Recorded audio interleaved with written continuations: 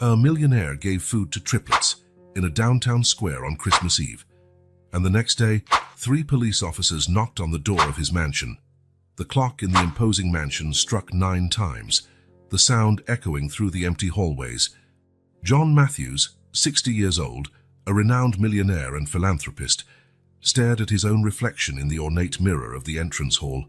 Deep wrinkles lined his face, silent witnesses to a life filled with business success, but also growing loneliness. "Another Christmas Eve alone," he murmured, adjusting his silk tie.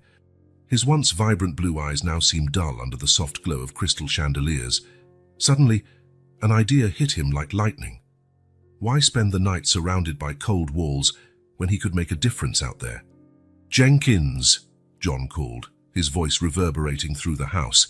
The butler appeared almost instantly. "Yes, sir. Prepare baskets of food, lots of food. I'm going to hand them out at the main town square." Jenkins hesitated. "But sir, there's snow, and the guests expected for tomorrow's dinner." John interrupted him with a gesture. "Cancel everything. Tonight, we'll do something that truly matters." Half an hour later, John was driving his Bentley through deserted streets, the back seat crammed with baskets. Snow fell gently, creating an almost magical scene in stark contrast to a reality he knew existed in the city's shadows. When he reached the square, John's heart tightened. Solitary figures were huddled on benches, fighting against the biting cold. He began distributing the baskets, each a thank you, warming his heart a little more. That's when he saw them. 3 young women, nearly identical, crowded together on a bench, visibly trembling. Their eyes, although tired, shone with a spark of hope, despair. John could not decipher. Approaching carefully, he offered a basket. "Hello. I thought you might use this." The tallest of the 3, none looked older than 20, studied him with a mix of gratitude and distrust. "Thank you, sir. This is very kind." As the young women devoured the food, John couldn't help noticing their injured fingers, their worn-out clothes, the furtive glances around them. Something about them sparked an intense curiosity in him. "I'm Jonda," he said, sitting at the edge of the bench. "And you are?" The tallest swallowed a piece of bread before answering. "Ja, Emma. These are my sisters, Olivia and Ava." John nodded, noting how Olivia cringed slightly at the sound of her name, while Ava barely lifted her eyes from the food. "Triplets, then? That's fascinating. And what brings 3 young women to this bench on Christmas Eve?" Emma exchanged a quick glance with her sisters before replying, "Sir, it's complicated, sir." John sensed there was much more to their story than they were willing to share. A vulnerability in their eyes, tension in their shoulders, all screamed that these young women were running from something or someone. "I understand," he said softly. "Sometimes life takes us to unexpected places." At that moment, Ava, the smallest of the 3, let out a violent sneeze, her frail body trembling with the effort. John made an instant decision. "Look, I know you don't know me, but I have a large, empty house not far from here. Why not spend the night there? No obligations, just a warm place to sleep." The triplets exchanged loaded glances. It was Olivia who spoke, her voice low but firm. "Why would you do this for us?" John smiled, feeling an inexplicable connection with these young women. "Let's just say it's my Christmas present to myself. Some company and a chance to do something good." There was a tense silence, broken only by the distant sound of Christmas bells. Finally, Emma nodded. "All right, Mr. John, we accept your offer." As he guided the young women to his car, John could not help but notice how they moved. Always together, always alert. There was a story there, one he was determined to uncover. What John did not know, as he drove back to his mansion with the triplets, was that this simple act of kindness was about to plunge him into a web of secrets, dangers, and emotions that would change his life forever. When they arrived at the mansion, the Christmas lights glowed softly, casting dancing shadows over the snow. John watched the young women's amazed expressions and felt a wave of protectiveness that surprised him with its intensity. "Welcome to your home for the night," he said, opening the door. Emma, Olivia, and Ava entered hesitantly, their eyes wide with a mixture of awe and fear. John could not help but notice how Ava clung to Olivia's hand, or how Emma positioned herself slightly in front, as if ready to protect her sisters at any cost. As he guided them inside, John felt he was on the brink of something monumental. Who were these young women really? What were they running from? And why did he feel such a desperate need to help them? The mansion's doors closed behind them, shutting out the world outside. But for John and the triplets, a new journey was just beginning. A journey that promised to uncover buried secrets, test limits, and perhaps redefine the meaning of family. The clock struck midnight. It was officially Christmas. And in that once cold and lonely mansion, the warmth of compassion and the chill of mystery intertwined, promising a story none of them would ever forget. The fire crackled in the living room's fireplace, casting dancing shadows on John's mansion walls. The triplets, Emma, Olivia, and Ava, sat tensely on the leather sofa, their hands clasped together as if they feared being separated at any moment. John observed the young women, noting every nervous movement, every furtive glance. "You are safe here," he said softly, offering cups of hot chocolate. "You can tell me how you ended up in that square." Emma, clearly the group's spokesperson, took a deep breath before beginning. "Our mother, she passed away 3 months ago." Her voice trembled slightly. "Cancer. She fought for 2 years, but..." Olivia continued, her voice almost a whisper. "We had no one else, no other relatives. And then the orphanage," Ava completed, speaking for the first time, her eyes filling with tears. John felt his heart tighten. "I'm so sorry for your loss. The orphanage was not a good experience. I take it." The three sisters exchanged meaningful looks before Emma continued. Flashback. The day they arrived at St. Mary's orphanage was etched into the triplets' memory. The grey, run-down building seemed to swallow them whole. Inside, the smell of mold and cheap disinfectant was suffocating. "3 at once, aren't I lucky?" muttered the director, Mrs. Harker, a woman with a severe face and cold eyes. "Put them in room 13 and don't expect any special treatment just because they're triplets." The days dragged on in a brutal routine. Waking at 5 a.m., cold showers, heavy chores, poor lessons, and scarce food. At night, lying in their cramped bunk beds, the sisters whispered promises to stay together, no matter what. But the worst part was the abuse. Staff members shouting for any reason, physical punishments for minor infractions, and the constant fear of being separated. "If this continues, I'll have you sent to different homes," Mrs. Harker frequently threatened. One particularly cold night, Emma, the eldest by 5 minutes, made a decision. "We need to get out of here," she whispered to her sisters. The plan was meticulously devised over weeks. Ava, quieter and more observant, mapped the staff's routines. Olivia, a strategist, planned the escape route. Emma led, keeping her sisters focused and hopeful. On the chosen night, hearts pounding, they waited until everyone was asleep. Moving silently, they slipped out the back window, using knotted bedsheets as a makeshift rope. The cold wind of freedom hit them as soon as they stepped outside the orphanage's walls. They ran through the night, hand in hand, tears of fear and relief streaming down their faces. End of flashback. John listened attentively, his face a mask of compassion and indignation. "How did you survive after that?" Ava, gaining confidence, explained.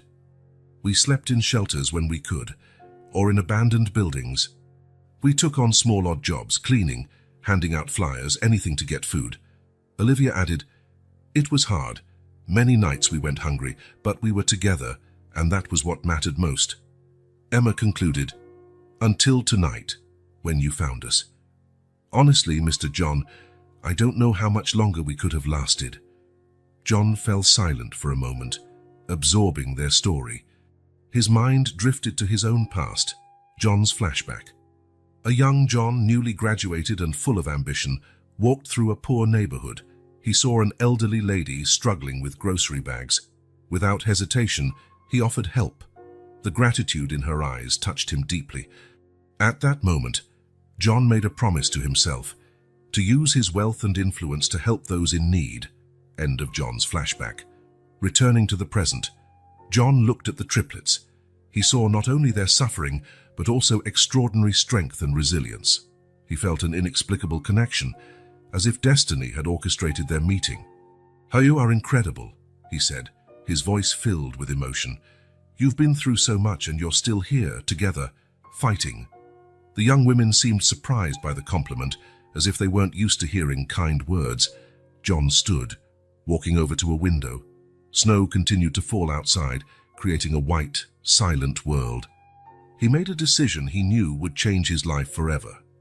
Turning to the triplets, he said, "I know we've just met, and you have every reason to be wary, but I'd like to offer you something more than just one night of shelter." The sisters looked at him with a mixture of hope and apprehension. "Stay here, not just tonight, but as long as you need. I have the space, the resources, and I can help you rebuild your lives. No pressure, no obligations, just a chance." The silence that followed seemed to weigh a ton. The triplets looked at each other, a silent conversation passing among them. Finally, Emma spoke, her voice choked with emotion. "Mr.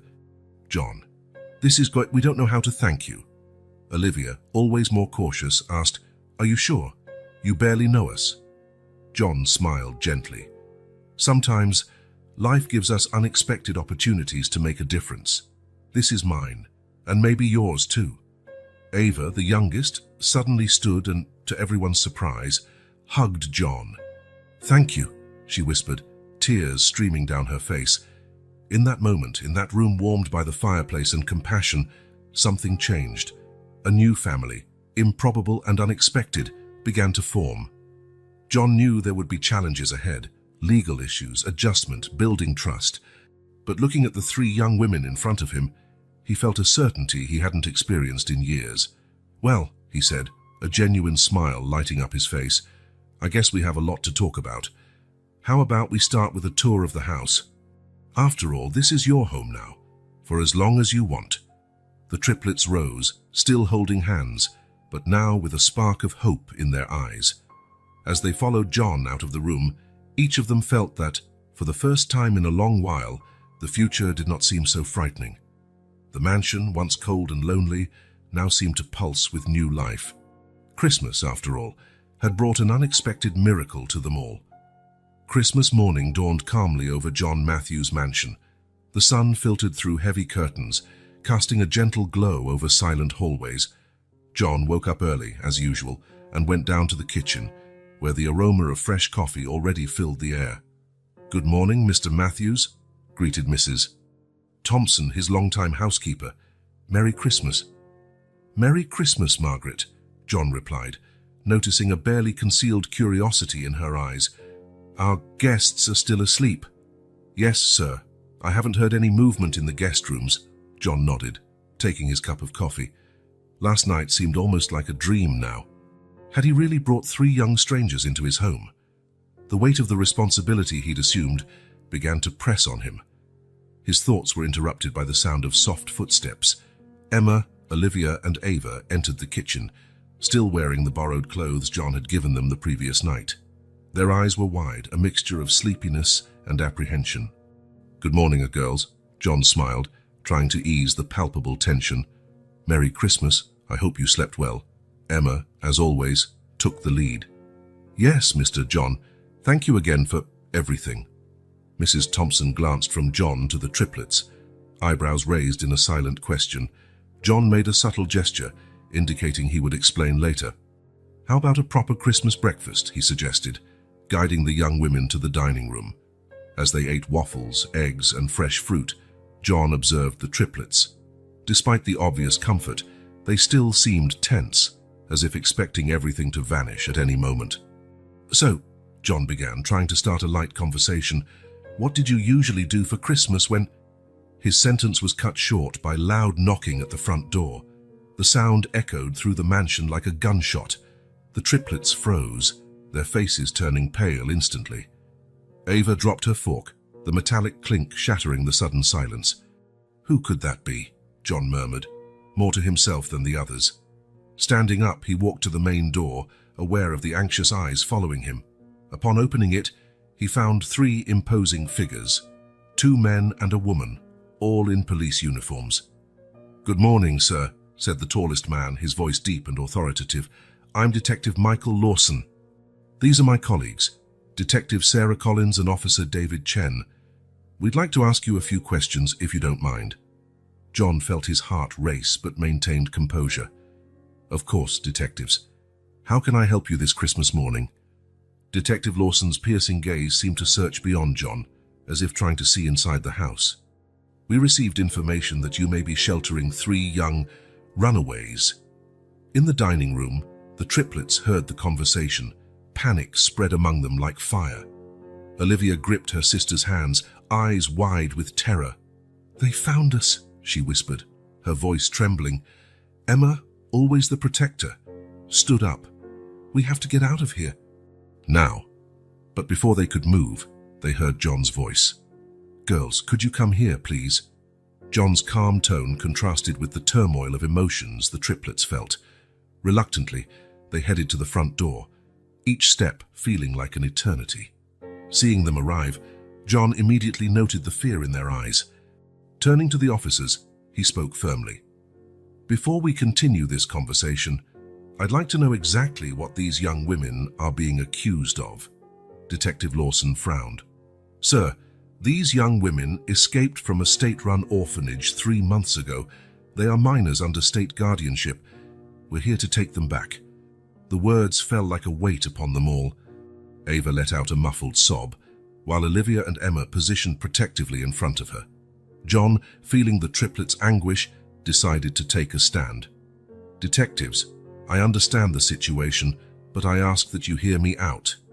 These young women have been through a lot.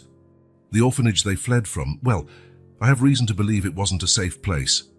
Detective Sarah Collins, who had remained silent until then, stepped forward. Her gaze was softer than her colleagues.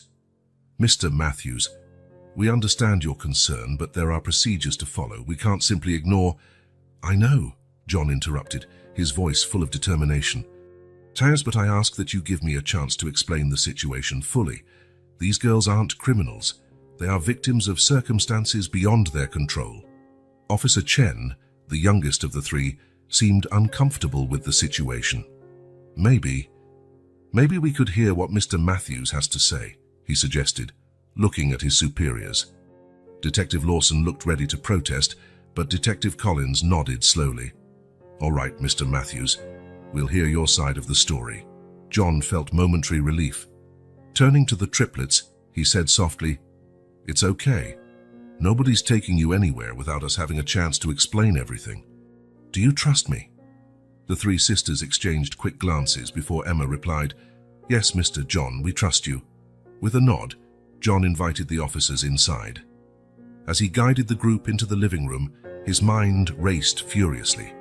He knew the next few hours would be crucial. He would need all his influence, persuasion, and compassion to protect the triplets. Looking at Emma, Olivia, and Ava, John saw fear in their eyes, but also a spark of hope. He made a silent promise to himself and to them. No matter what happened, he would protect them. He would not allow them to be sent back to a life of abuse and neglect. The living room door closed behind them, isolating them from the outside world. John prepared himself for the most important battle of his life, a battle not for money or power, but for the future of 3 young women who, in less than 24 hours, had become incredibly important to him. The clock on the wall read 10:30 a.m.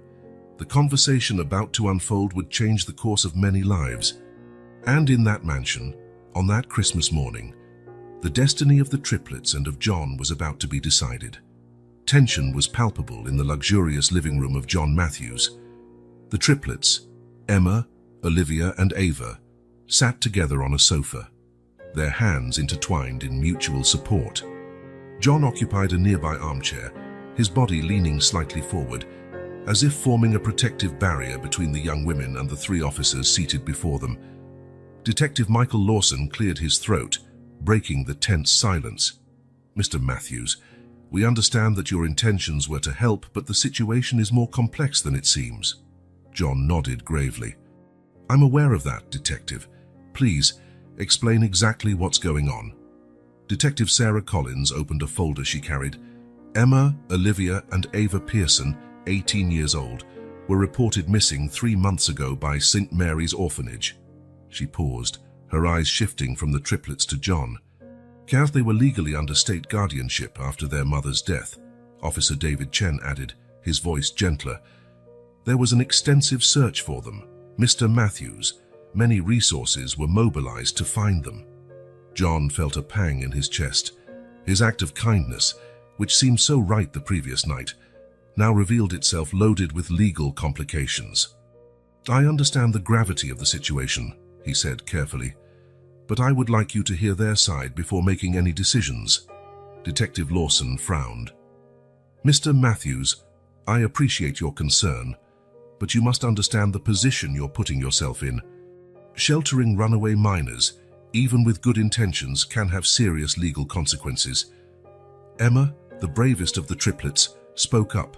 Please, don't make us go back there. Her voice trembled, but there was determination in her eyes.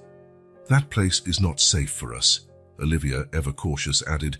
We know running away was illegal, but we had no choice. What happened in that orphanage?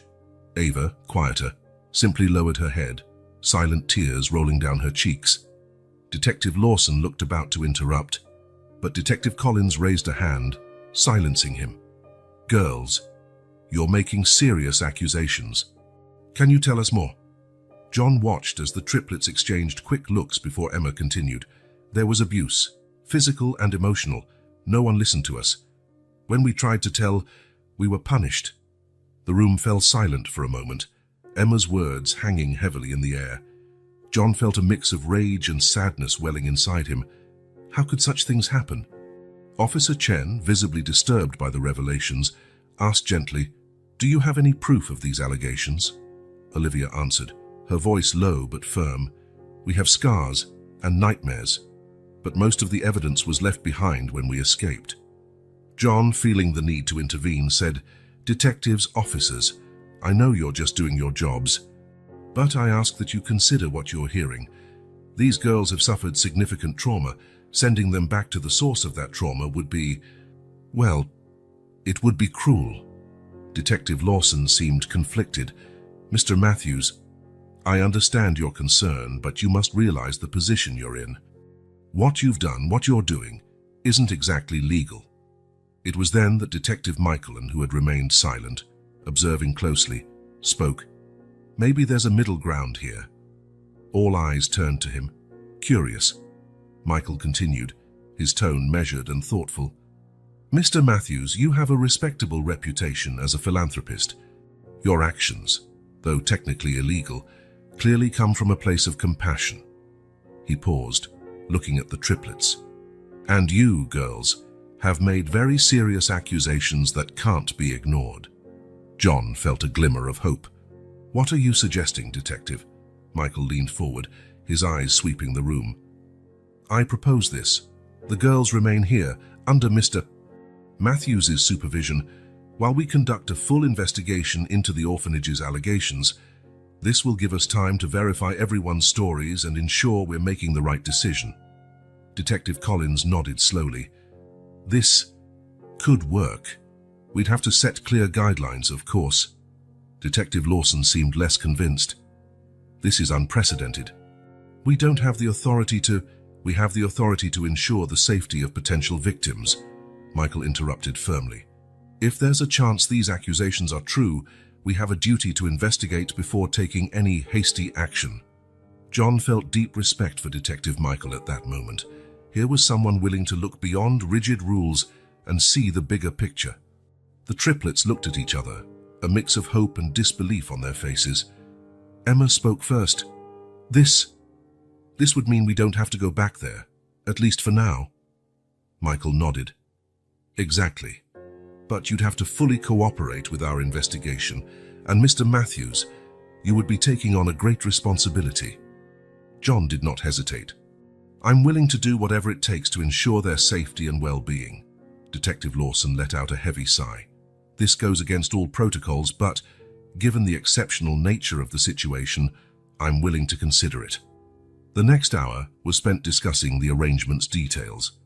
John agreed to become the girl's temporary guardian, subject to regular visits from social services. The girls agreed to provide detailed statements about their experiences at the orphanage.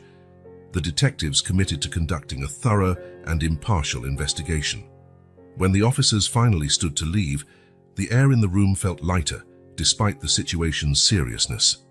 Detective Michael was the last to head for the door. Before leaving, he turned to John and the triplets. "You're embarking on a difficult journey," he said, his tone serious but compassionate. "There will be challenges ahead. But if what you say is true, this may be the first step toward correcting a great wrong.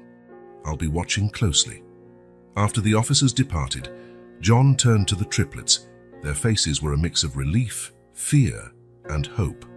"Well," he said, trying to inject a bit of lightness into his voice, "it seems we'll have company longer than we initially expected." Ava, surprising everyone, was the first to react. She stood up, and tears in her eyes, hugged John. "Thank you," she whispered. "Thank you for believing in us." Emma and Olivia soon joined the embrace, and John found himself at the center of a group hug, feeling the weight of the responsibility he had just assumed, but also a fierce determination to protect these young women, no matter the cost. As the living room clock struck noon, John realized that this Christmas marked not only the start of a new journey for him and the triplets, but possibly the start of something far bigger. A chance to expose injustices, heal deep wounds, and maybe redefine the meaning of family. The road ahead would be difficult, full of legal and emotional obstacles, but looking into the triplets' eyes, John knew every challenge would be worth it. Together, they would face whatever came, one day at a time. The days following the officer's visit were a whirlwind of activity at John Matthews' mansion. With the triplets now under his temporary care, John was determined to uncover the truth about St. Mary's orphanage and the girls' experiences.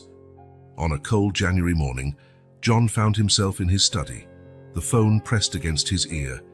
"Yes, William, I understand the delicacy of the situation," he said to his longtime lawyer, "but we need concrete information about that orphanage. Something's not right there." On the other end of the line, William sighed. "John, you're stirring up a hornet's nest. State institutions are notoriously difficult to investigate, but I have some contacts in the social services department. I'll see what I can find out discreetly." After hanging up, John leaned back in his chair, his mind filled with worries. His gaze drifted to a photo on the wall, himself, much younger, receiving a philanthropy award. The irony wasn't lost on him. For all his wealth and influence, he still felt powerless against the bureaucracy and secrecy surrounding the adoption system. A soft knock at the door interrupted his thoughts. "Come in," he called. Emma, the most assertive of the triplets, entered hesitantly. "Mr. John? Sorry to bother you, but we were wondering if there's any news." John smiled gently, indicating a chair. "Actually, I'm waiting on some information." "Emma, I know it's hard, but I need you and your sisters to be completely honest with me. The more we know, the better we can handle the situation." Emma nodded, her eyes revealing a mix of fear and determination. "I understand. What do you want to know?" "Tell me more about the routine at the orphanage. Details that may seem insignificant could be crucial."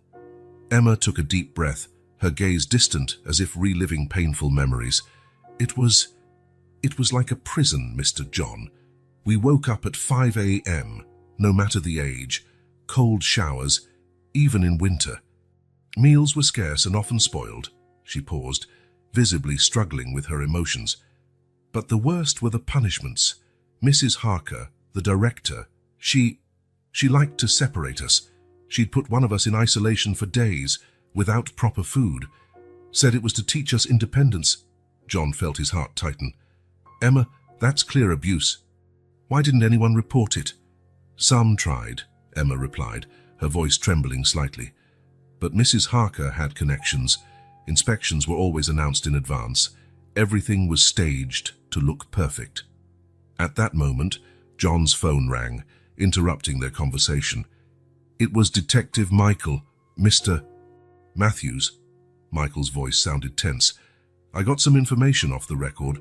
St. Mary's Orphanage has a history of filed complaints, nothing that led to concrete action, but the pattern is troubling." John felt a mixture of anger and validation. "What else, Michael?" "There's been high staff turnover in recent years. Many left citing irreconcilable differences with the management, and there are rumors of fund misappropriation. The call continued for a few more minutes, with Michael providing crucial details that painted a grim picture of the orphanage. After hanging up, John turned to Emma, who watched him anxiously. "Emma, what you and your sisters told me, it's being corroborated. But we need more. Would you be comfortable talking to a psychologist? Someone who can officially document your experiences?" Emma hesitated a moment before nodding. "If it helps prevent other kids from going through what we did, yes, we'll do it." In the following weeks, John's mansion transformed into an unofficial investigation center. Child trauma psychologists interviewed the triplets, meticulously documenting their accounts. With Michael's discreet help, John contacted former orphanage staff members, many willing to speak anonymously. One afternoon, Olivia and Ava joined John and Emma in the study. Olivia, usually more reserved, surprised everyone with her frankness. "There was a room," she began, her voice almost a whisper. "In the basement. Mrs. Harker called it the reflection room. But it was a place of torture." Ava, visibly trembling, continued. "We stayed there for hours, sometimes days. No light, no proper food. We could hear other children's screams." John felt nauseated. "My God," he murmured. "How could this go on for so long?" Emma, assuming her protective role, answered, "Fear, Mr. John. We were all orphans, with no one to defend us, and those who tried, well, the consequences were severe." John's determination only grew with each new revelation. He spent sleepless nights reviewing documents, connecting clues, building a solid case against St. Mary's Orphanage and its corrupt administration. One morning, about a month after starting the investigation, John received a call that would change everything. It was William, his lawyer. "John, we did it." William's voice was brimming with restrained excitement.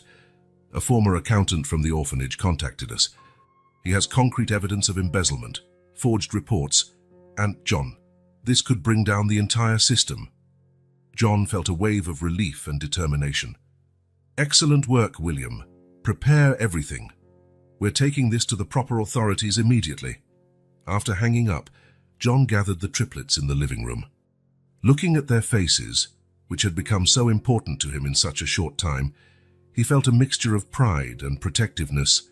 "Girls," he began, his voice firm but gentle, "we have concrete evidence now. What you went through, what you suffered, it will not go unpunished. But the road ahead won't be easy. There will be official investigations, possibly trials. Are you prepared for that?" The three looked at each other, a silent conversation passing between them. It was Ava, surprisingly, who spoke first. "Mr. John," her voice was soft but determined, "we've been through so much, but here, with you, for the first time in years, we feel safe. If we can stop other children from suffering what we did, then yes, we're ready." Emma and Olivia nodded in agreement, their eyes shining with tears and determination. John felt his heart swell with a paternal love he had never experienced before. "Then it's settled," he said, voice thick with emotion. "Together, we'll expose the truth and seek justice. Not just for you, but for every child who's been through that place." In that moment, as the afternoon sun bathed the room in golden light, John and the triplets sealed a silent pact. The path ahead would be hard, full of legal and emotional challenges, but they would face it together, as an unlikely yet united family, determined to turn their suffering into a catalyst for positive change. The journey to uncover the dark past of St. Mary's Orphanage was only beginning, but with each revelation, with each small victory, a hope for a better future grew. And for John, Emma, Olivia, and Ava, that hope was all they needed to move forward. The clock in John Matthews' living room read 8:30 p.m. when he finally gathered the courage to have a conversation he had been postponing for days. The triplets, Emma, Olivia, and Ava, sat on the sofa, their faces a mixture of apprehension and curiosity. John settled into the armchair opposite them, his expression serious. "Girls," he began, his voice soft but firm, "we need to talk about something important." Emma, always the spokesperson, straightened. "What is it, Mr. John? Did something happen with the investigation?" John shook his head. "No, the investigation is progressing. But there's something that's been bothering me since we met." He paused, choosing his words carefully. "Why didn't you seek official help when you ran away from the orphanage?" The silence that followed was heavy. The triplets exchanged nervous glances, tension palpable in the air. Olivia, usually quieter, spoke first. "Mr. John, you don't understand. We tried before." John leaned forward, intrigued. "What do you mean, Olivia?" Ava, the youngest, continued, her voice almost a whisper. "Once, right after we got to the orphanage, we tried telling a social worker about the mistreatment, but..." Emma completed, her tone bitter. "Mrs. Harker found out. She punished us severely and convinced the social worker we were troublesome and lying." John felt his heart sink. "My God, girls, I'm so sorry you went through that. But still, running and living on the streets, you didn't think about the risks?" That's when Emma, usually strong and composed, broke down. Tears started streaming down her face. "So of course we thought about it," she exclaimed, voice choked. "But the fear of being separated was greater than anything else." Olivia hugged her sister, continuing the explanation. "Mr. John, we promised our mother on her deathbed that we would always stay together. At the orphanage, they constantly threatened to separate us. It was unbearable." Ava, tears in her eyes, added, "We preferred to face hunger and cold together, rather than the terror of being split up and sent back to that horrible place." John stood, moving to sit beside the girls. In a paternal gesture that surprised even himself, he wrapped his arms around them. "I understand now," he said softly. "Child, you did what you thought necessary to survive and remain together. But I want you to know you're not alone in this fight anymore." The triplets nestled into John's embrace, years of fear and distrust beginning to melt under the warmth of his compassion. After a few moments, John pulled back gently, looking into each of their eyes. "However, we need to face reality. What we've done, what we're doing, isn't exactly legal. There are risks involved." Emma wiped her tears, her determination returning. "What kind of risks, Mr. John?" John sighed, running a hand through his graying hair. "Well, technically, I could be accused of kidnapping. You're still under state guardianship. And there's a risk that if they find out you're here, they might force you back into the system." Panic was visible on the triplets' faces. Ava grabbed Olivia's hand, who moved closer to Emma. "But," John continued, his voice firm, "I want you to know I won't let that happen. I'll do everything in my power to keep you together and safe." "How?" Olivia asked, her voice trembling with hope and fear. John stood up, walking to a window. The full moon illuminated the mansion's garden, creating long, mysterious shadows. "I'm going to file for temporary guardianship," he said, turning to face them. "It won't be easy. There will be hearings, investigations, many questions. But with the evidence we're gathering about the orphanage, we have a chance." Emma got up and approached John. "Mr. John, why are you doing all this for us? You barely know us." John smiled softly, placing a hand on Emma's shoulder. "Because sometimes life gives us opportunities to make a difference. You three reminded me what truly matters. Family, protection, love, things I neglected in my pursuit of success." Olivia and Ava joined them, forming a small circle. "But what if it doesn't work?" Ava asked, her voice barely a whisper. "Then we'll fight," John replied firmly. "We'll use every resource we have. And if, in the worst case, we must face the system legally, we'll do it together. I won't give up on you." John's words hung in the air, heavy with promise and determination. The triplets looked at each other, a silent conversation passing among them. Finally, Emma spoke, her voice choked with emotion. "Mr. John, when we fled the orphanage, we thought we were alone in the world, that no one would ever truly care about us." She paused, tears shining in her eyes. "You proved us wrong. No matter what happens from here, we're grateful." John felt his own heart fill with emotion. "You girls are incredible," he said, "brave, smart, and loyal. It will be an honor to fight for and alongside you." In that moment, something changed in their dynamic. What began as a charitable act on Christmas Eve had become something deeper, more significant. They were no longer just a benefactor and 3 runaway girls.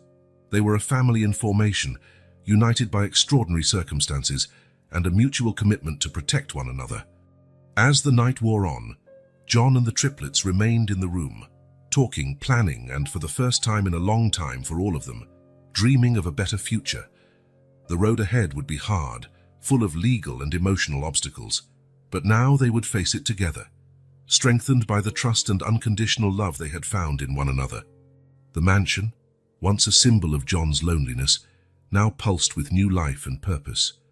And while the stars shone outside, 4 hearts beat in unison, united by the promise of a new beginning.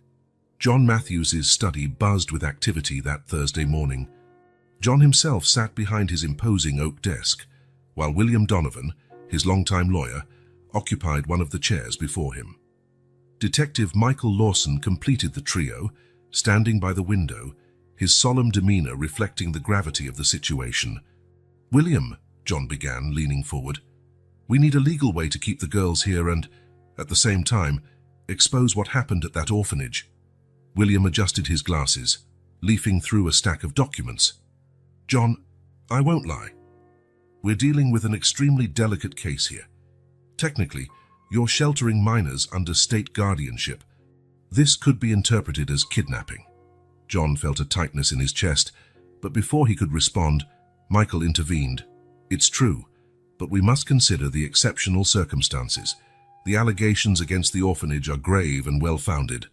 William nodded, thoughtful.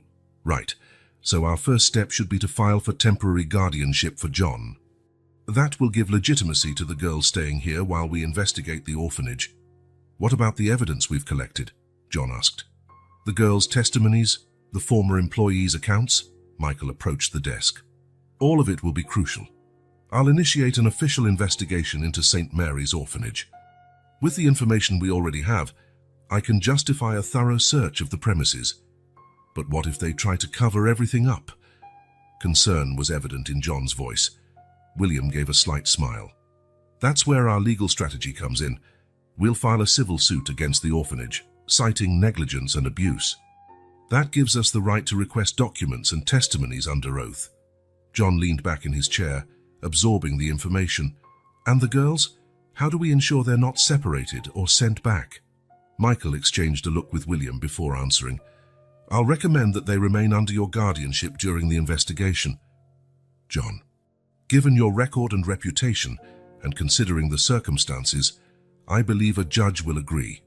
William added, "We'll also argue that separating the triplets would be harmful to their emotional well-being, especially considering the trauma they've already endured." John felt a weight lift from his shoulders. That's good. But what about public exposure? "I don't want the girls to face more stress." "I agree," said Michael. "We'll keep their identities protected. In the media, they'll just be referred to as the young victims." William began outlining a plan on his notepad. "All right, so our course of action. First, file for temporary guardianship for John. Second, initiate a civil action against the orphanage. Third, cooperate with the official investigation led by Detective Lawson." John nodded, feeling more confident. "And what about Mrs. Harker and those responsible for the abuses?" Michael's expression hardened. "With the evidence we have, there will be criminal consequences. Child abuse, neglect, possibly even fraud, depending on what we find about the fund misappropriation." "Good," said John, his voice filled with determination. "They must pay for what they did." William raised a cautionary hand. "John, I understand your anger, but we must be careful. We can't appear vengeful. Our priority should be the girls' safety and well-being." John took a deep breath, calming himself. "You're right, of course. What else can we do to protect them?" "Well," Michael began, "it would help to have professional psychological evaluations. That won't just strengthen our case legally, but also ensure the girls receive the emotional support they need." William agreed. "Excellent idea. John, do you know a therapist specializing in child trauma?" John thought for a moment. "Actually, yes. Dr. Elena Rodriguez. She has an excellent reputation in the field. Perfect, said William, taking more notes. We'll arrange regular sessions for the triplets. As the meeting continued, the three men refined their plan, discussing every detail and possible obstacle. John felt a mixture of determination and anxiety building within him. The road ahead would be tough, but he was ready to fight. After 2 hours of intense discussion, they finally had a solid course of action. William put away his documents, preparing to leave. "John Hastai," he said seriously, "I want you to be prepared. This will not be easy. There will be resistance, bureaucracy, possibly even threats. Are you sure you want to go through with this?" John stood, his stance firm and resolute. "I've never been so sure of anything in my life, William. Those girls trusted me. I will not fail them." Michael smiled, extending a hand to John. "I'm on your side in this, Mr. Matthews. What you're doing is important. It may change many lives." As the three men said their goodbyes, John felt a wave of gratitude. He was not alone in this fight. With William and Michael by his side, and with the strength and courage of the triplets, he knew they had a real chance to achieve justice. Looking through his study window, John saw Emma, Olivia, and Ava in the garden, laughing as they played with fallen leaves. The sight filled his heart with renewed determination. No matter what lay ahead, he would do everything possible to protect those young women and ensure no other child suffered as they had. The path ahead would be challenging, but John Matthews was ready to face it, one step at a time, certain that they were on the right side of history. The shrill ring of the telephone echoed through John Matthews' mansion, shattering the tranquility of Sunday morning. John, who had been in the kitchen preparing breakfast with the triplets, frowned at the sight of William's name on the caller ID. "William, what's wrong?" John asked, trying to keep his voice calm so as not to alarm the girls. "John, we have a problem." William's voice sounded tense. "The Social Services Department is questioning the legality of your temporary guardianship. They claim the process was rushed and didn't follow all the necessary protocols." John felt his stomach sink. What does that mean for the girl? For now, nothing immediate. But they're pushing for an emergency hearing to reassess the situation. After hanging up, John turned to find 3 pairs of anxious eyes watching him. Emma, always perceptive, spoke first. "Something wrong, Mr. John?" John hesitated, but chose honesty. "There are some legal complications coming up, but don't worry, we'll handle it." The following weeks turned into a whirlwind of activities. John and William spent hours in meetings with social workers, judges, and bureaucrats, trying to navigate the legal labyrinth threatening to separate the triplets. Meanwhile, the local media began to sniff out the story. Sensationalist headlines started appearing: "Millionaire shelters mysterious triplets," "Act of charity," or something more sinister. "Scandal at St. Mary's Orphanage. What's being hidden?" The privacy John had cherished was being invaded. Reporters began lurking around the mansion, trying to snap photos of the triplets or extract statements from staff. One afternoon, as John returned from yet another stressful meeting, he was ambushed by a group of journalists at his property's entrance. "Mr. Matthews, is it true you're illegally sheltering runaway minors? Rumor has it you have personal ties to St. Mary's Orphanage. Any comment?"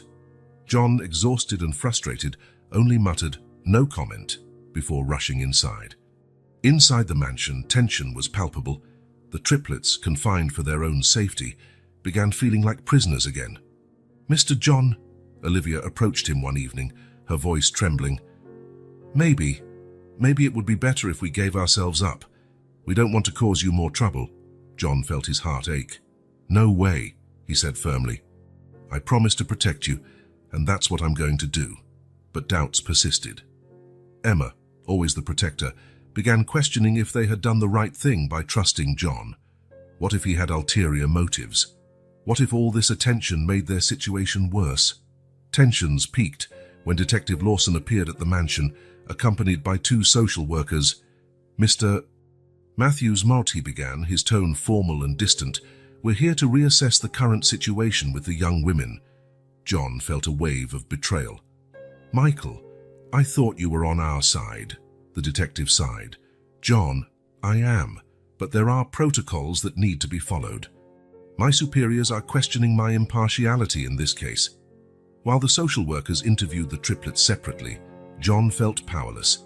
Everything he'd fought for in recent weeks seemed to be crumbling. Emma, Olivia, and Ava faced their own dilemma during the interviews. How much should they reveal? Could they trust John fully, or should they protect some of their darkest secrets from the orphanage's time? After hours of questioning, the social workers reconvened with John and Detective Lawson. "Mr. Matthews," one of them began, her voice neutral, "while we acknowledge your good intentions, there are serious concerns about the legality and suitability of this situation." John felt panic rising. "What exactly does that mean?"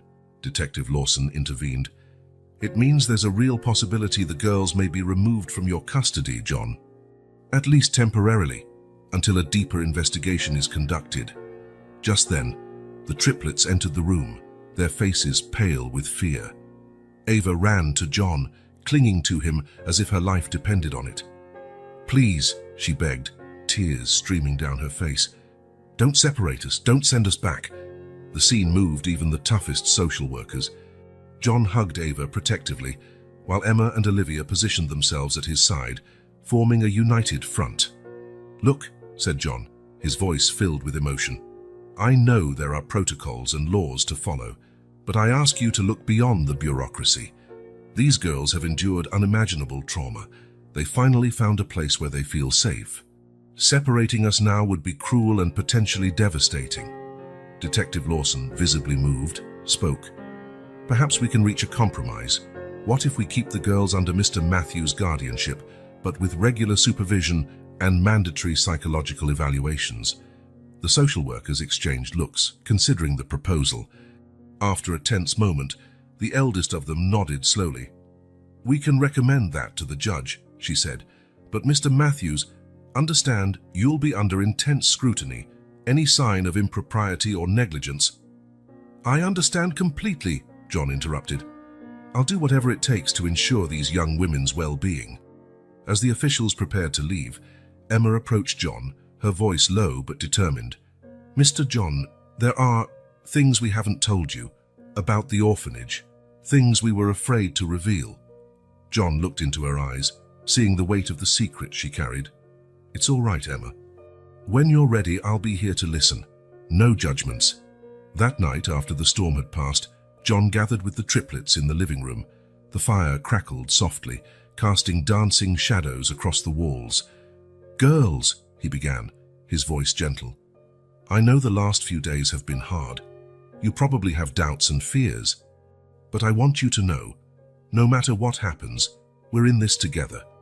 I'll fight for you until the end." Olivia, usually more reserved, surprised everyone by speaking.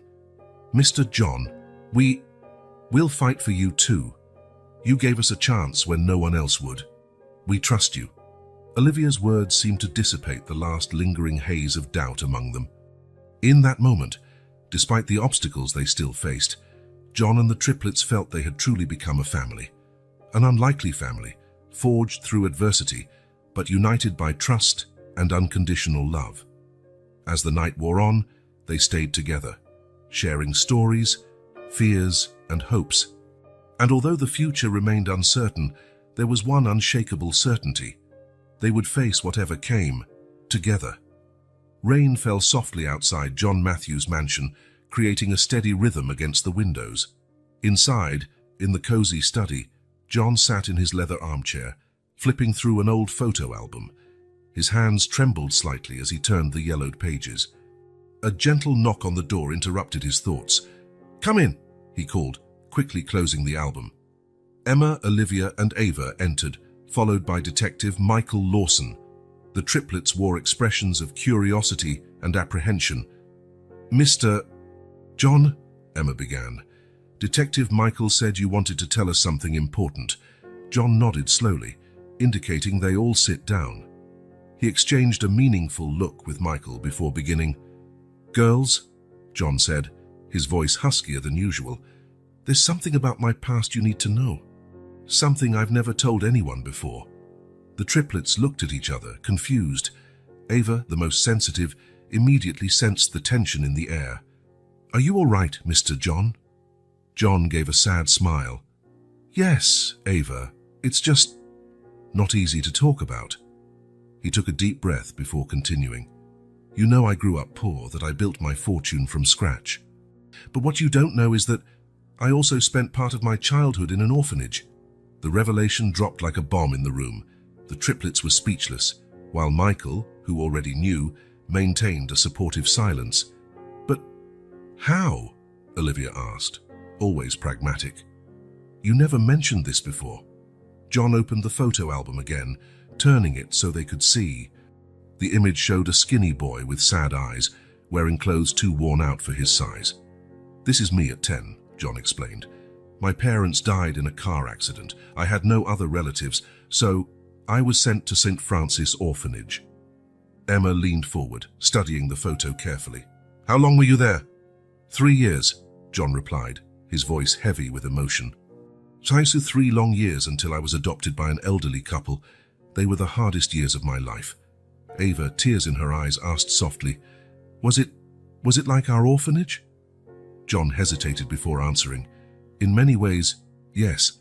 There was neglect, sometimes abuse. We never had enough to eat. Our clothes were always old and torn. But the worst was the loneliness, the feeling that no one in the world cared about us. The silence that followed was heavy, filled with unspoken emotions. Olivia finally broke it, her voice trembling with contained anger. Why didn't you tell us this before? All this time, we could have trusted you more from the start. John lowered his head, guilt evident in his expression. I know, Olivia, and I'm sorry I didn't share it sooner. The truth is, I spent decades trying to forget that part of my life. I built this persona of a successful philanthropist, but deep down, I'm still that scared boy from the orphanage. Emma, always a leader, stood abruptly. Her voice was a mix of hurt and understanding.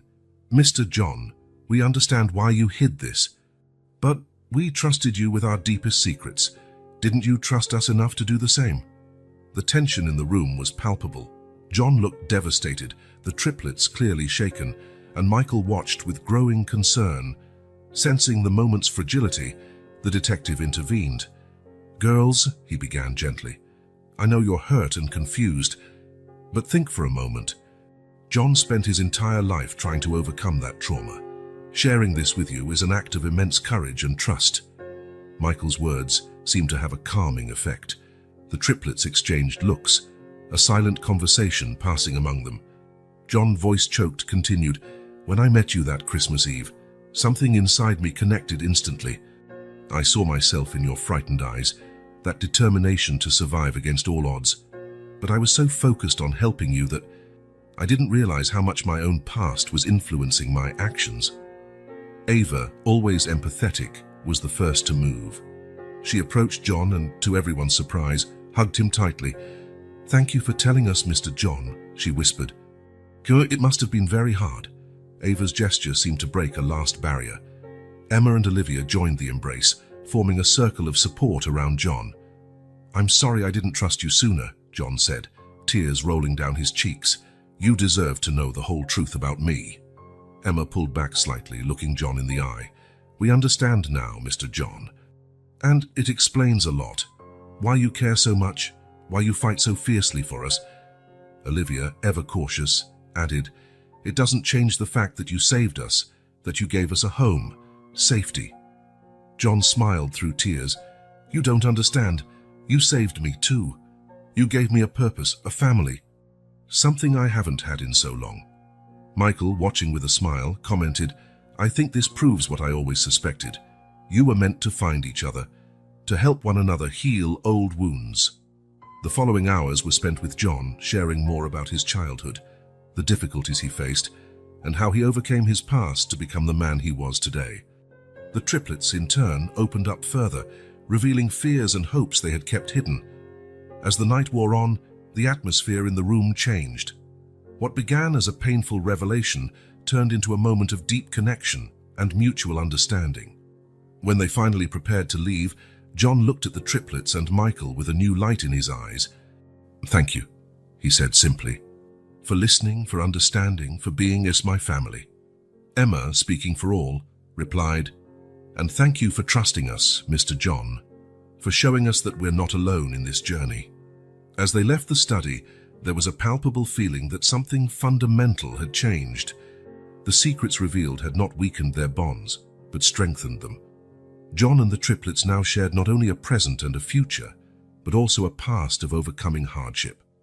Michael, last to leave, placed a hand on John's shoulder. "You did the right thing, John. This will change everything for the better." John nodded, feeling a weight lift from his shoulders. He knew the challenges ahead were still immense, but now, more than ever, he was certain that together, he, Emma, Olivia, and Ava could face anything. The rain outside had ceased, and through the window, John could see the first stars appear in the night sky. A new chapter was beginning, not just for the triplets, but for him as well. A chapter of healing, hope, and above all, family. The family court was packed that Thursday morning. John Matthews, impeccably dressed in a navy blue suit, sat rigidly beside his lawyer, William Donovan. Across the aisle, the triplets, Emma, Olivia, and Ava, tried to maintain composure, their eyes revealing a blend of fear and determination. The judge's gavel struck, silencing the murmurs. "This session to address the guardianship case of the Pearson minors is now open," announced Judge Harriet Thompson, a middle-aged woman with penetrating eyes. William stood, adjusting his tie. "Your Honor, we are here today to request that guardianship of the young women Emma, Olivia, and Ava Pearson be officially granted to Mr. John Matthews." The state's attorney, a thin man in glasses named Robert Green, intervened swiftly. "Your Honor, the state vehemently opposes this request. Mr. Matthews has no familial relation to the minors, and their temporary custody was granted under questionable circumstances." John felt his heart race. He knew this would be a tough battle, but he was determined not to give up on the girls. Judge Thompson peered over her glasses.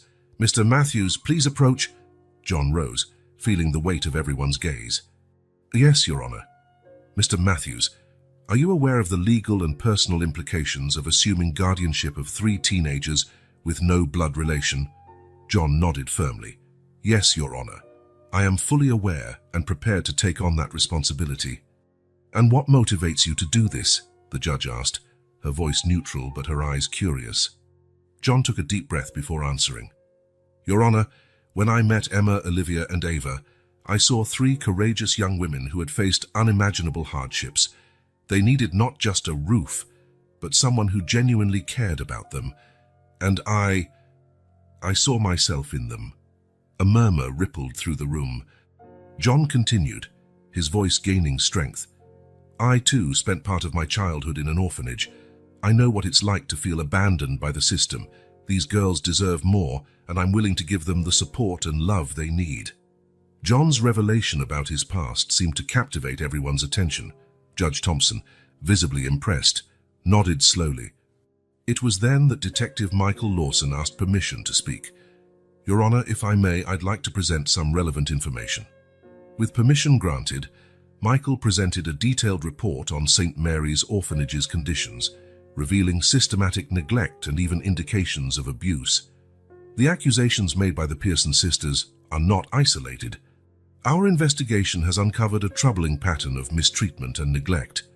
The state's attorney tried to object, claiming the information was irrelevant to the guardianship case, but Judge Thompson silenced him with a gesture. "This is extremely relevant, Mr. Green. If these young women were subjected to such conditions, it certainly influences our decision about their future." Emma, the eldest of the triplets, asked to speak. With a nod from the judge, she rose, her posture reflecting maturity beyond her years. "To Your Honor," she began, her voice steady despite a slight tremor, "I know that in the eyes of the law we're just 3 more orphans, but we're more than that. We're sisters, bonded not just by blood, but by everything we faced together." Olivia continued, her voice soft but determined. "Mr. John offered us more than a shelter.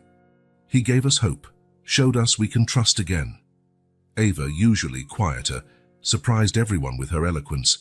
"For the first time since we lost our mother, we feel safe, loved. Please, don't separate us. Don't take away the only family we have left." The courtroom fell silent after the triplets' testimony. Judge Thompson removed her glasses, rubbing the bridge of her nose thoughtfully. Mr. Green, she addressed the state's attorney, given what we've heard today, especially the revelations about the orphanage's conditions, does the state maintain its position? The attorney hesitated, clearly shaken by the revelations and emotional testimonies. Your Honor, the state acknowledges that exceptional circumstances may require exceptional measures. Judge Thompson nodded, a slight smile forming on her lips. Very well, considering all the evidence presented, the testimonies heard, and most importantly, the well-being of the Pearson girls, I am inclined to grant guardianship to Mr. Matthews. A collective sigh of relief echoed through the courtroom. John felt tears fill his eyes as the triplets embraced each other, barely containing their emotion. However, the judge continued, this grant will be subject to regular visits from social workers and periodic evaluations. Mr. Matthews, do you understand the responsibility you're undertaking? John stood, his voice filled with emotion but firm in his conviction. Yes, Your Honor. I understand and fully accept this responsibility. With a final strike of the gavel, Judge Thompson announced, by this decree, I grant guardianship of Emma, Olivia, and Ava Pearson to Mr. John Matthews. May this decision bring stability and happiness to this new family.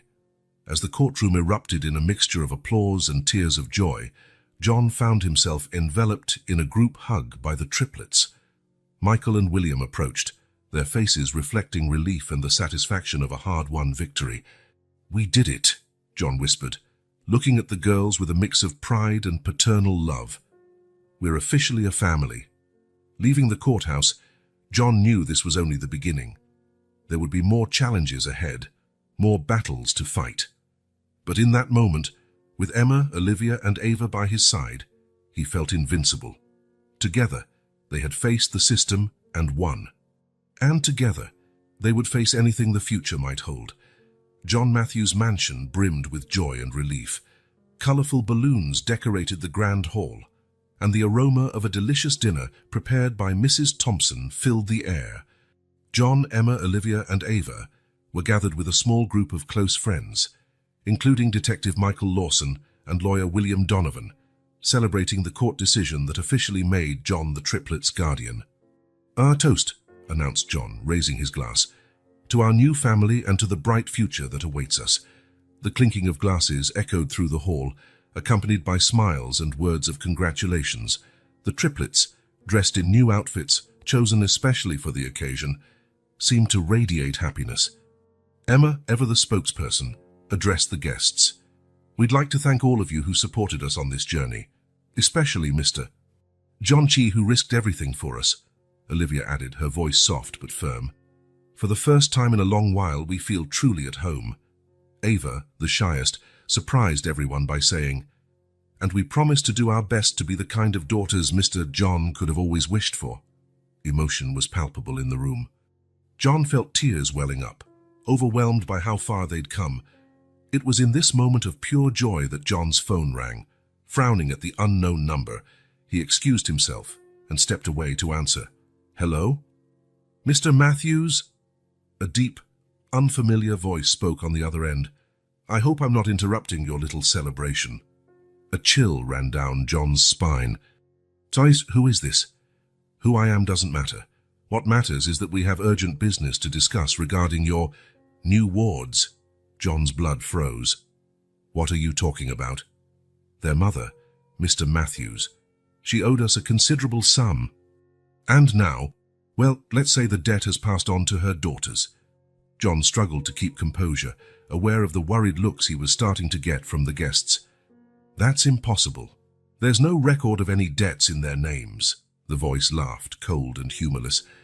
Oh, Mr. Matthews, not all debts are official, you know. Mrs. Pearson needed money desperately for her cancer treatments.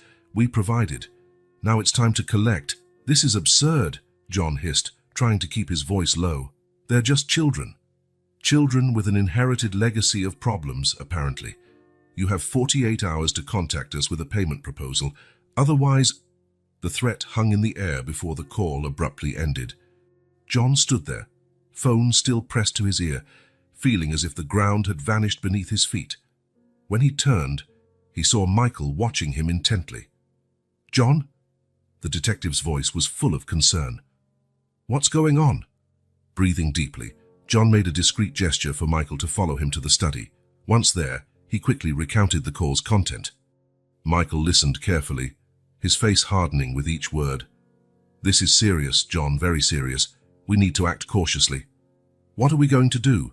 John asked, running a hand through his hair in frustration. I can't let anything happen to the girls. They've been through too much already. First, Michael said firmly, we need to tell them. They have the right to know. John nodded reluctantly. You're right, but how do we protect them? We have options, Michael replied, his professional tone masking his own worry. We could get them into a witness protection program or... No, John interrupted. I won't hide them away. They finally have a home, a family. I can't take that from them now, Michael sighed. I understand, John, but we must think of their safety first. At that moment, a soft knock on the door interrupted their conversation. Emma, Olivia, and Ava entered, their faces a mixture of curiosity and apprehension. Mr. John? Emma asked hesitantly. Is everything all right? John exchanged a glance with Michael before turning to the girls. Sit down, please. We have something important to discuss. In the following minutes, John, with Michael's help, explained the situation to the triplets. He watched with a heavy heart as their expressions shifted from confusion to fear and, finally, to a mix of guilt and despair. This is our fault, Ava whispered, tears rolling down her face. We brought this danger to you, Mr. John. John immediately knelt before her, holding her hands. No, Ava, none of this is your fault. Your mother did what she thought she had to do to survive, to care for you. And now it's my turn to protect you. Olivia, ever practical, asked, What are we going to do? We don't have the money to pay this debt. Leave that to me, John said firmly. I'll handle it. Emma, grasping the gravity of the situation, looked directly into John's eyes. Mr. John, you can't put yourself in danger because of us. Maybe we should just give ourselves up. Absolutely not, John replied, his voice charged with emotion. You are my family now, and family protects family, no matter the cost. Michael, who had watched the scene silently, finally spoke. John, we need a plan. Something that doesn't put anyone at unnecessary risk. John stood, a fierce determination shining in his eyes. You're right, Michael. I have an idea. It won't be easy, and it certainly won't be entirely legal, but it's our best chance. The triplets exchanged worried glances, a mixture of fear and trust in their looks. Emma, speaking for them all, said, Whatever it is, Mr. John, we're with you together. John nodded, feeling the weight of responsibility, but also unshakable resolve. He looked at Michael, who understood the silent request for help. All right, said the detective, sighing. Let's hear this plan. But John, whatever it is, remember, we must be extremely careful. As the night went on, the celebration downstairs continued, unaware of the drama unfolding in the study. John, the triplets, and Michael pored over maps and documents, devising a bold and dangerous plan. The shadow of the past had reached their present, threatening the future they had fought so hard for. But John was determined. He would protect his new family no matter the cost. The true test of their union was just beginning, and they would face it together, as a family. Tension was palpable in the mansion's living room. John, Detective Michael Lawson, and the triplets, Emma, Olivia, and Ava, gathered around a table covered with floor plans, documents, and scribbled notes. So it's decided, John said, his voice full of determination. We'll meet them at that old warehouse by the docks. It's isolated enough to avoid unwanted witnesses, but also gives us escape routes if needed. Michael nodded, though worry clouded his expression. John, are you sure about this? We're dealing with dangerous criminals. Maybe we should involve the authorities officially. John shook his head. We can't risk it. If we bring in the police, they might get scared and vanish. Or worse, try something desperate against the girls. Emma, who had listened carefully, spoke up. Mr. John, we want to be part of this. It's our fight too. Olivia and Ava agreed, their eyes reflecting a mix of fear and resolve. John hesitated, his protective instinct clashing with his respect for their courage. Girls, it's too dangerous. I can't put you in harm's way. But we're already in harm's way, argued Olivia. This debt, this danger, it's part of our mother's legacy. We need to face it. After a long discussion, it was decided that the triplets would stay in a car nearby with a direct communication system to John and Michael. They could hear everything but remain at a safe distance. The following days were a blur of preparations. John mobilized his resources, gathering a substantial amount of money and preparing documents that could be used as collateral. Michael, in turn, discreetly organized a support team strategically positioned around the meeting site. On the night of the confrontation, the air crackled with tension. John adjusted the bulletproof vest hidden under his suit, while Michael checked his firearm one last time. "Remember," John said to the triplets, his voice firm but gentle, "at the first sign of real danger, you leave immediately. No arguments." The girls nodded solemnly, their hands clasped in mutual support. The abandoned warehouse cast long shadows under the moonlight. John and Michael entered, their footsteps echoing in the empty space. It didn't take long for three figures to emerge from the darkness. "Mr. Matthews," said the man in the middle, his voice the same as on the phone. "I'm glad you decided to be reasonable." John stepped forward, maintaining composure. "I'm here to negotiate. I want to settle this once and for all." The leader gestured, and one of his henchmen approached with a folder. "Here's documentation of the debt. As you can see, it's quite substantial." John examined the papers, his heart racing at the amount. It was more than he imagined. Even with his fortune, it would be a significant blow. "I'm prepared to pay the debt," said John, his voice firm. "But on one condition, this ends the matter. The girls stay out of it forever." The leader smiled, a cold smile that didn't reach his eyes. "Business is business, Mr. Matthews. But maybe we can reach a more mutually beneficial agreement." It was then that John noticed something familiar about the third man, who had remained in the shadows. As he moved into the light, John felt his blood run cold. "Frank!" The surprise in his voice was palpable. "Frank Donovan!" The man stepped forward, a crooked smile on his weathered face. "Hello, Johnny boy. Long time no see." Michael, tense, looked between them. "John, who is he?" John swallowed hard. "Frank was... he was one of the older kids at the orphanage where I grew up. He used to protect us from bullies." Frank laughed bitterly. "Yes, I protected you. And look where it got me. While you became a wealthy philanthropist, I had to make tough choices." The revelation hung in the air, laden with implications. John felt a swirl of emotions, shock, sadness, and a twinge of guilt. "Frank," John began softly, "I didn't know. Why didn't you ever reach out to me?" "And say what, John?" "Hey, remember me. I need help because I got involved with the mob." Frank shook his head. "No, I chose my path, just as you chose yours." The group's leader, impatient, interrupted. "Very touching, but we're here for business. So, Mr. Matthews, what's your offer?" John, still shaken by the revelation, took a deep breath. "Here's my proposal. I pay the debt in full. But in return, I want Frank to come work for me, a chance for him to start over." The offer took everyone by surprise. Frank looked at John, a mix of distrust and hope in his eyes. "Why would you do that?" Frank asked, his voice gruff with emotion. "Because you once gave me a chance," John replied. "It's time I return the favor." After tense negotiations, an agreement was reached. John would pay the debt.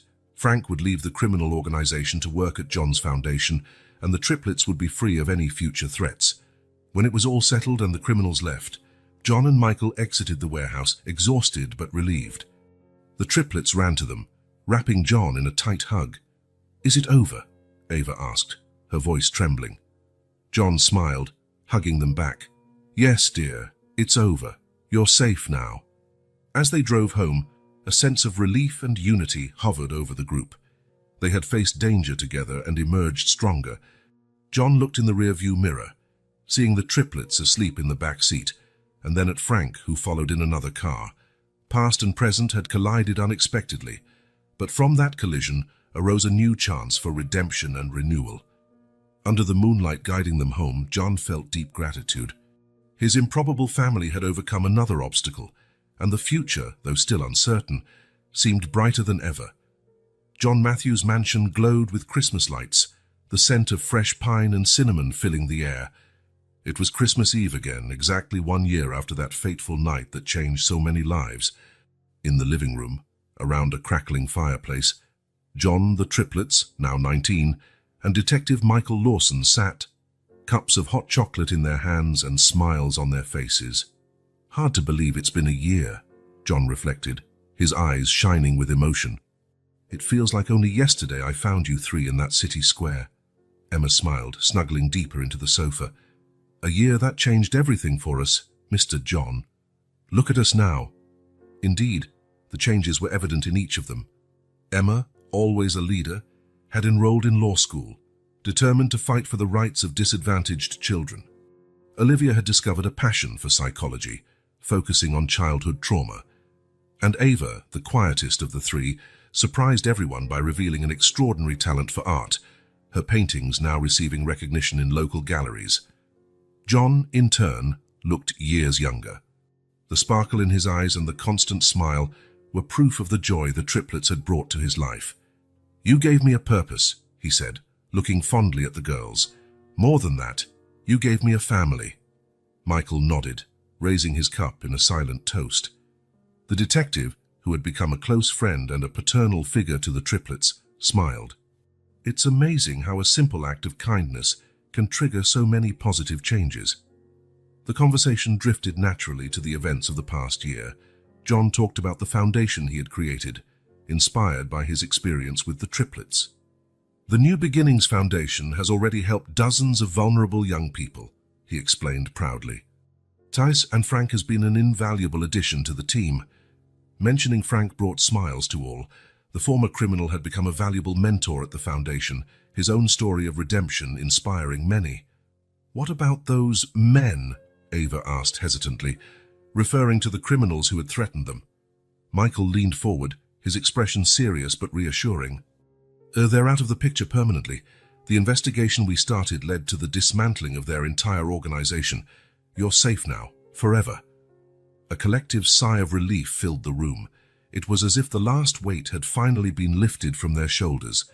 John then stood, walking to a nearby cabinet.